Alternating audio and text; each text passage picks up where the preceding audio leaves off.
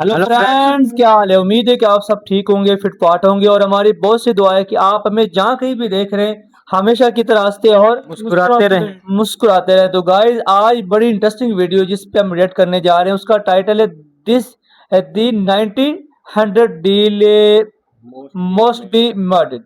तो guys, video को देखेंगे और जो इस पे रिएक्ट करेंगे। वीडियो आपको पसंद आए इसको लाइक करें, शेयर करें। चैनल को सब्सक्राइब नहीं किया तो आपसे रिक्वेस्ट है कि चैनल को जरूर सब्सक्राइब कर लें। तो आइए गाइस, ये वीडियो देखते हैं।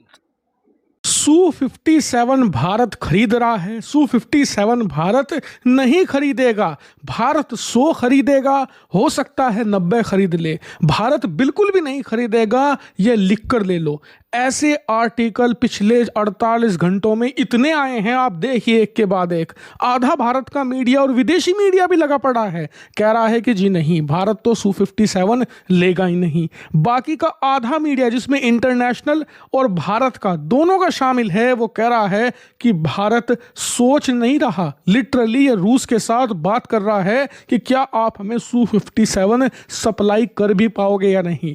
ये स्थिति है और कंफ्यूजन इतना है कि किसी को समझ नहीं आ रहा, क्योंकि भारत के बड़े बड़े न्यूज मीडिया प्रतिष्ठान ही आपस में कंफ्यूज हो गए हैं कि कौन सा उनका सोर्स सही है और कौन सा गलत। लेकिन निश्चिंत हो जाइए, ये कंफ्यूजन आपकी इस वीडियो में निश्चित तौर पर दूर हो जाएगी और जो एक सच है ना इनके बीच का, वो मैं निकाल कर आपके सामने रख दूंगा। तो चलिए बिना टाइम वेस्ट की वीडियो को फटाफट शुरू करते हैं। तो देखिए, इस सब की शुरुआत हुई थी अब से 5 दिन पहले। 5 दिन पहले खबर आई थी और मैंने वीडियो बनाकर आपको बताया भी था कि चीन का पहले भारत की सीमा पर सिर्फ एक बड़ा एयरबेस हुआ करता था शिनजियान में, जो कि होटान एयरबेस था। अगर सिंपल लैंग्वेज में बताऊं तो जो भारत का लेह है ना, वहां से 500 किलोमीटर दूर है, यानी कि लद्दाख वाली साइड। लेकिन जो अरुणाचल वाला हिस्सा है, नॉर्थ ईस्ट है, ये खुला पड़ा था क्योंकि चीन का यहां कोई भी मेजर एयरबेस नहीं था।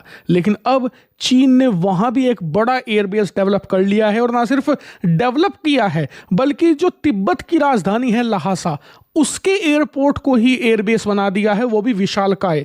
और सिर्फ एयरबेस नहीं बनाया बल्कि अपने इन दोनों एयरबेस को, यानी कि जो पुराना था और अब जो नया बनाया है, दोनों पर दर्जनों की संख्या में J-20 स्टेल्थ लड़ाकू विमान तैनात भी कर दिए हैं, वो भी दर्जनों की संख्या में। और इतना ही नहीं, रिपोर्ट्स के अनुसार बहुत ही जल्द चीन अपना नया नवेला J-35 भी यहां तैनात करेगा। और बड़ी बात यह है कि अभी तक ये लड़ाकू विमान पहले भी आते थे, लेकिन ये 2-4 दिन रुकते थे, एक्सरसाइज करते थे, युद्धाभ्यास होता था, वापस चीन चले जाते थे। यानी कि जो बीजिंग और शंघाई वाला इलाका है, जहां पर इन्होंने ताइवान को कब्जाने के लिए अपनी मिलिट्री फैसिलिटी बना रखी है, वहीं पर वापस लौट जाते थे। लेकिन इस बार इन्होंने डेडिकेटेड डिप्लॉयमेंट करी है, यानी कि ये लड़ाकू विमान यहीं पर रहेंगे, वापस चीन नहीं जाएंगे। परमानेंट डिप्लॉयमेंट है और ये भारत के लिए बहुत चिंताजनक बात है।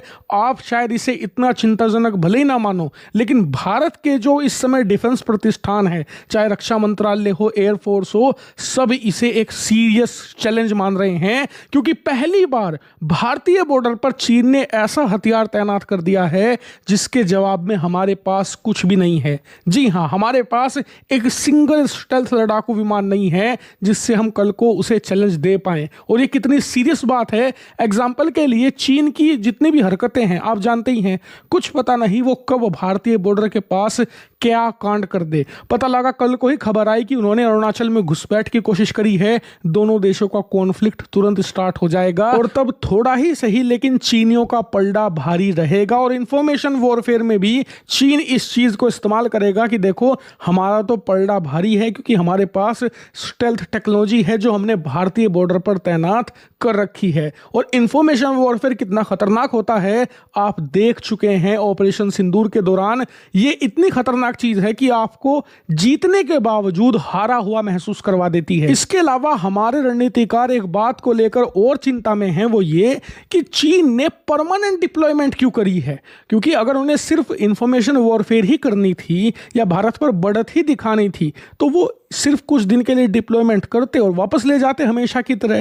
भाई दुनिया को पता है उनके पास J-20 है, लेकिन इस बार परमानेंट डिप्लॉयमेंट का मतलब ये है कि या तो वो कोई कांड की प्लानिंग कर रहे हैं या फिर प्रैक्टिस, और दोनों चीजें भारत के लिए खतरनाक है। इसीलिए हमें सतर्क भी होना होगा और इस J-20 की काट भी देखनी होगी। अब काट क्या है, तो रियलिस्टिकली बताऊं तो काट एक ही मौजूद है, Su-57 स्टेल्थ लड़ाकू विमान, जो J-20 की तरह पूरी तरीके से स्टेल्थ नहीं है लेकिन उससे थोड़ा बेहतर है, उसे टक्कर दे सकता है। और इसीलिए तमाम जितने भी न्यूज़पेपर हैं भारत के, इंटरनेशनल न्यूज़ वेबसाइट है, सब कंफ्यूज हो रहे हैं। आधे कह रहे हैं कि भारत एमका पर फोकस करेगा, खुद का बनाएगा, और आधे कह रहे हैं कि हम Su-57 खरीदेंगे। तो देखिए इसकी सच्चाई ये है कि भारत निश्चित तौर पर दबाव में है, और दबाव में है इसीलिए हम सोच ज़रूर रहे हैं कि हम इसे अभी काउंटर करें या फिर एमका बनाने पर ध्यान दे, आने वाले 4-5 साल का इंतज़ार करें, जो कि मुझे नहीं लगता कि होगा।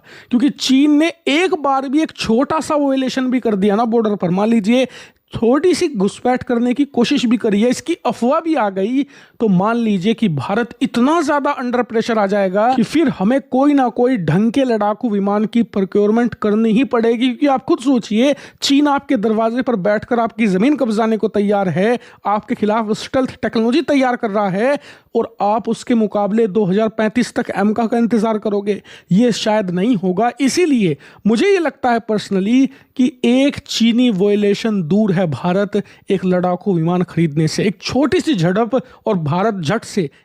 जी हाँ दोस्तों, बिल्कुल सही बात है। अगर आप एयर डिफेंस सिस्टम के मामले में अगर ये दौर जा रहा है, अगर अपने आप को मजबूत करना चाहते हैं तो सबसे पहले तो आपकी जो लड़ाकू विमान है वो 5 जनरेशन के होने चाहिए, बेहतरीन से बेहतर होने चाहिए। क्योंकि जैसा कि असले के दौर में हर मुल्क जो है ना वो अपने आप को ज़्यादा से ज़्यादा सिक्योर करने की कोशिश कर रहा है।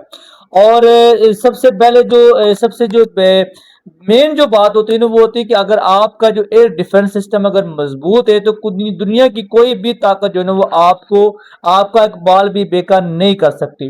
तो इसी बात को लेकर जिस तरह बताया जा रहा है कि चीन के साथ जो बॉर्डर लगता है भारत के साथ, और वहां पे जो है ना वहां पे उन्होंने अपने जो जेट हैं J-20 वो उन्होंने वहां पे तैनात कर दी। तो इस बात को लेकर भारत को अगर उसका मुकाबला करना है तो उसको जल्दी से जल्दी कुछ ऐसा करना चाहिए, या ऐसा करने की जरूरत है कि उसके मुकाबले में वहां पे कुछ ना कुछ ला के लाजमी खड़ा करना चाहिए, वहां पे अपने एयर डिफेंस सिस्टम को मजबूत से मजबूत करना चाहिए। तो इसी डील को लेकर बहुत सी अफवाहें ये आ रही थी कि जो भारत है वो रशिया के साथ अपनी जो डील है वो फाइनल करने जा रहा है।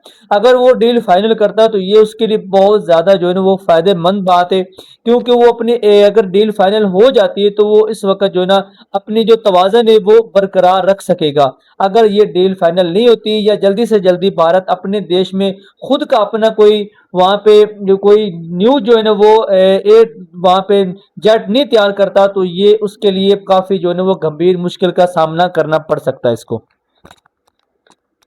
जी बिल्कुल ऐसे ही है। ये जो दौर है ये बड़ा मॉडर्न दौर है, इसमें आम जो जेट या आम मसला वो तो काम नहीं आएगा। स्टेल्थ टेक्नोलॉजी अब बहुत मतलब आगे निकल चुकी है। उन मुल्कों के पास जो डेवलप्ड हैं या टेक्नोलॉजी में आगे हैं या तरक्की याफ्ता है, तो इस सिनेरियो में मुझे एक बात समझ आ रही कि ये जो बड़े हैं ना मुल्क या चौधरी जिनको हम कहें दुनिया के, इनका एक ये है कि एक जो मुल्क वो डरावा देता है तो दूसरा मुल्क जो अपना असला फरोख्त करता है।